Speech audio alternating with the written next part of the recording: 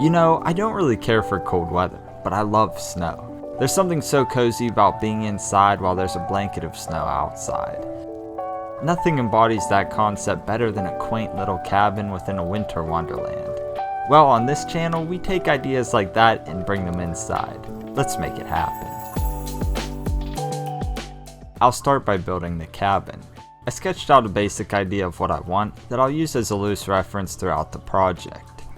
Since it's not going into a fish tank or anything like that, I don't really have to make any significant considerations with the materials. To keep things looking authentic, I went with as many natural materials as possible, like these square dowels. I'll use them for the majority of the construction. I built up the back side of the cabin first. To make that happen, I simply put down some super glue and stacked up the dowels one by one. Between most of the glue ups, I clamped the boards together for a minute or two. The pressure allows them to link up better. After I built up the height and the glue dried, I sent it through the table saw. I cut a little off the end to square things up. I went back and cut it to the appropriate width. I glued the offcut from the other piece to the side of the dowel. Then I secured the tiny segment to the top of this. To its left and above, I glued down additional boards. I took it to the table saw and cut off the excess. This set of boards will be for the side, which means I need to account for the pitch of the roof. I lined the back up to the side and marked for the height in this area. I accounted for the width as well. I used these lines to mark for the pitch of the front. Then I sent it through the table saw to square it up. I glued a dowel to the side and repeated this process to create an identical piece for the other side. I cut down the top of one and transferred it onto the second. I sanded it down to get it looking proper. Now for the front. I got another section from the first set of boards for the base. I glued a few small pieces to the bottom to frame in the windows and door. I cut out and glued 2 more pieces to the bottom of this. After that, I sent it through the sander to clean up the sides. And there you have the 4 walls which will make up the base of the cabin. I applied glue to the edges of the back and clamped it down. I repeated this in the front. After it dried, I addressed the trim around the windows and door. I used these little craft boards to make that happen. Since they're small, I just cut them down with a blade. I secured them to the appropriate areas.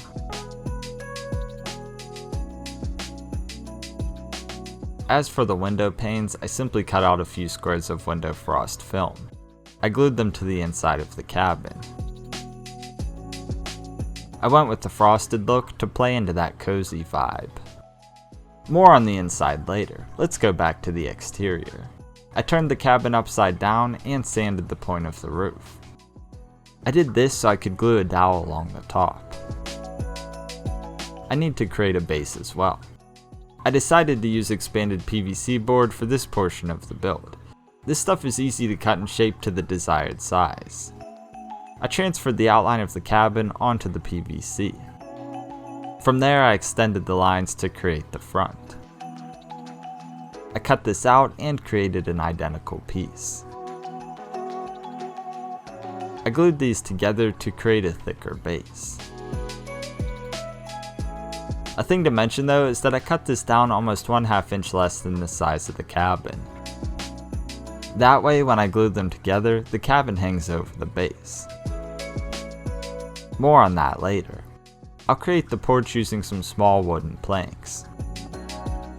I secured a few to the front to get the appropriate look. I cut off the excess PVC, leaving just a little bit on the front for another overhang. I sent this through the table saw to remove the excess. I'll use the PVC board to account for the chimney as well. I placed it near the cabin to get the desired height. I cut this down accordingly. I also glued a smaller piece to the bottom that will link up to the base. Then I secured it to the cabin.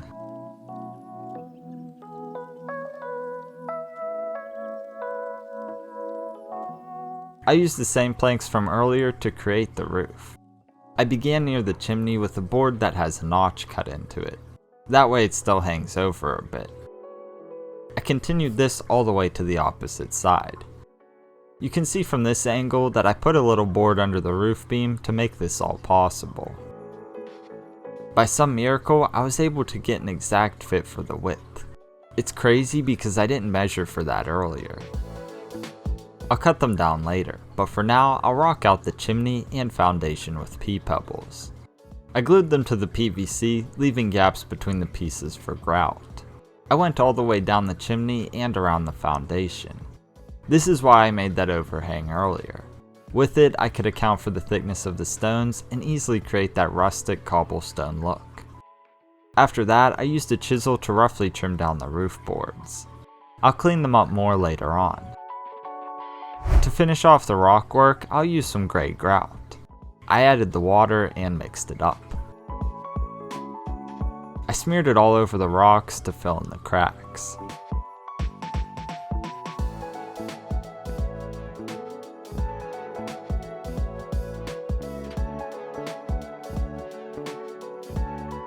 Then I let it sit for about 20 minutes. I came back with a wet sponge and wiped off all of the excess to expose the stones. From there I let it sit for a few more hours. I wanted to finish off the deck next. I added a few columns to hold up the roof. I need to create a door as well. To make one, I simply cut the tip off of a paint stirrer and glued it to the inside of the door frame. I went back and added beams to the top of the roof between the columns.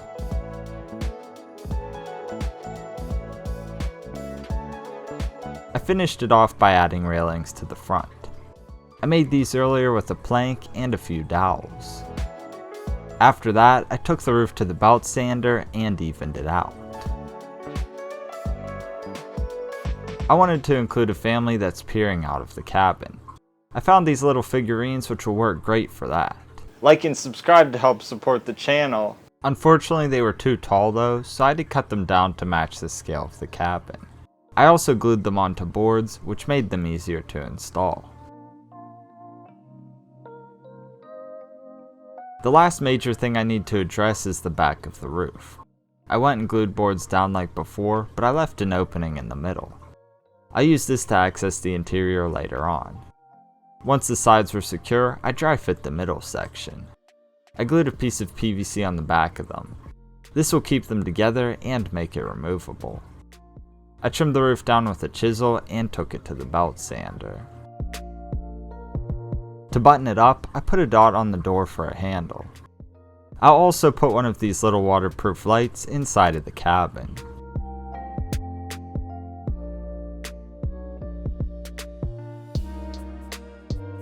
This really brings the look full circle and makes it look lived in.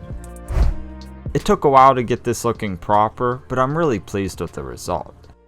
It's certainly not perfect, but I think it will be a great focal point for a terrarium. My favorite part is hands down the chimney.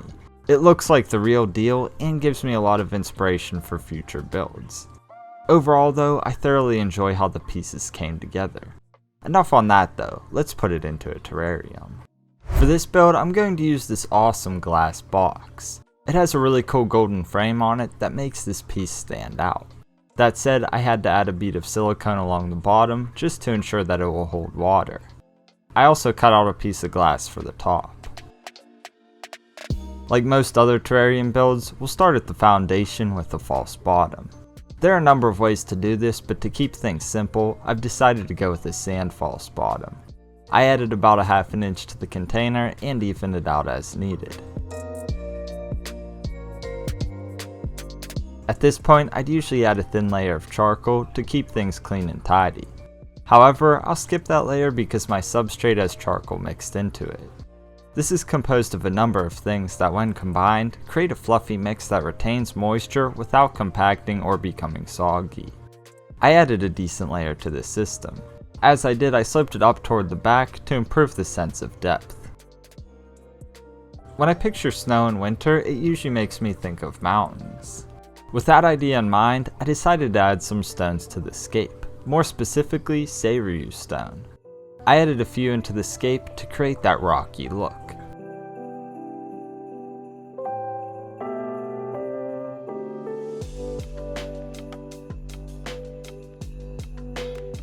I nestled the cabin on top of these and it looked awesome.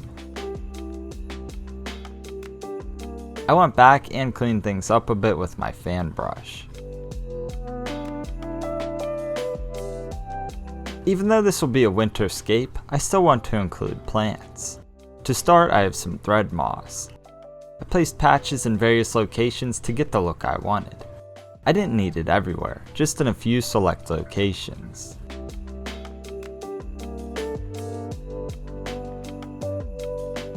I'll add a few other plants as well, including a ruffle fern and dragon's tongue. I planted the fern on the left side first. Then I put the other on the right side behind the cabin. I chose these plants because they loosely mimic the look of coniferous trees. I also wanted to include a little path in front of the cabin. I added a few limestone pieces to transition into this area. Then I dropped in some limestone gravel and limestone sand. I moved the sand around with my fan brush to better establish the path. I went back and forth on how to make the snow. Initially I was going to use fake snow, but I decided to go with white reindeer lichen instead. These are dried, so they won't actually grow in this setup. I thought this was a better option though, since it goes with the theme of the channel. I placed tufts of lichen all throughout the design. I wanted to include as much as possible while also retaining the look of the plants. My thought here is that in this scene, some of the snow has been melted by the sun. That way portions of the plants and landscape can be exposed. After all of that, I gave the terrarium a quick spray down to hydrate the plants. I also wiped off the glass so we can still see into the enclosure. In addition to all of that, I'll include some springtails. As always, these will help keep the setup clean and free of mold. With that, I could finally go and seal it up.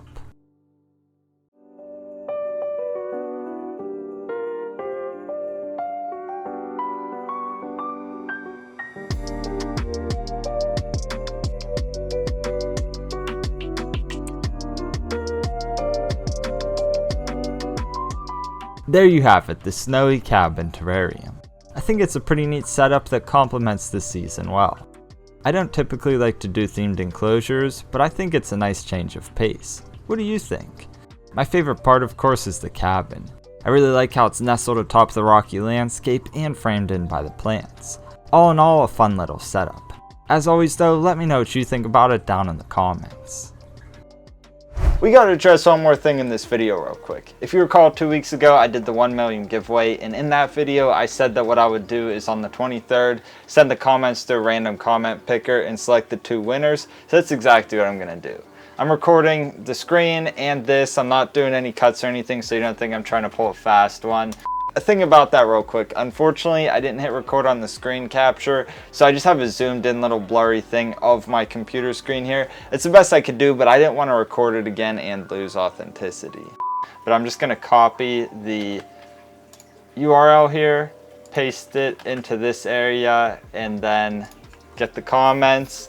The way that I'm going to do this is I have to select 2 winners, so one for the US and one for international. And so say that I get the US winner first, and if I go through the comments and I get another one from the US, I'll just keep going through until I do the international ones. I'll record that whole process, of course, but it's selecting the comments right now, and there's quite a few, so this might take a little bit.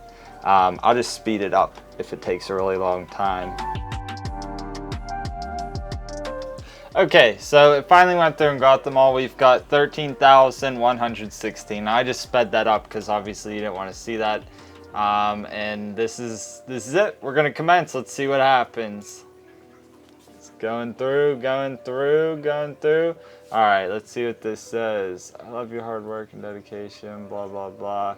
Well, They didn't say where they were from, which, if you recall, was one of my criteria for winning, so we got to choose another one.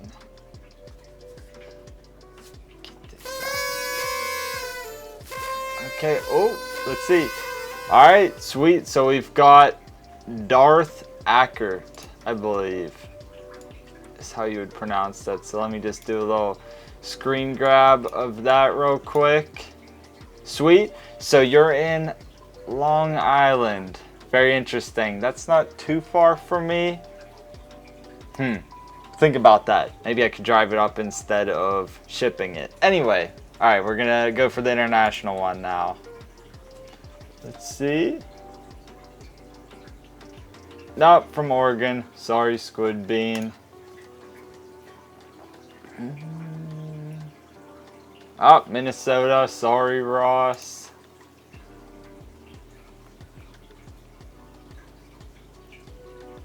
Man, Milwaukee. Sorry, Tony.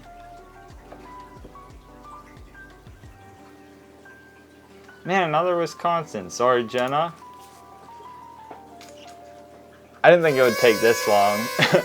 Alright, there we go. JPB from South Africa. You're winning the, was it 475, I believe, and then Darth Ackert we got for the United States winner. So once again, a huge congratulations to both of the winners. I will comment to both of your original comments telling you what you have to do to redeem your prize, and also a huge thanks to everybody else who participated. All of this wouldn't be possible without you, and I can't thank you enough. I'll also provide receipts at a later time on the community tab and on Instagram, where you can see that I actually gave these people their prizes and I'm not making it up or anything like that. And yeah, so that's all that I have for you all in this one. Thanks again so much. I really hope that you all enjoyed this video and learned something new. Enjoy some time with your family over the holiday, and that's all I have for you in this one, Serpa Squad. As always, take care and peace.